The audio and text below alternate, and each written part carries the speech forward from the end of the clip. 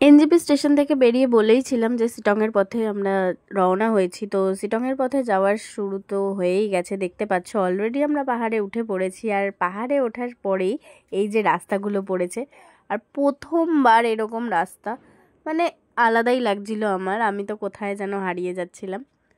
তো কোনো রকমে এইরকম রাস্তাটা পেরিয়ে গিয়ে একটা জায়গায় আমরা দাঁড়িয়েছিলাম, কারণ আমাদের গাড়িতে একজনের খুব অসুস্থতা ফিল হচ্ছিল, ইভেন সে অসুস্থও হয়ে গিয়েছিল। আর আমার প্রচণ্ড ঠান্ডা লাগার কারণে আমি ভয়েসটা দিতে আমার একটু কষ্টই হচ্ছে, প্লিজ ম্যানেজ করে নিও সবাই।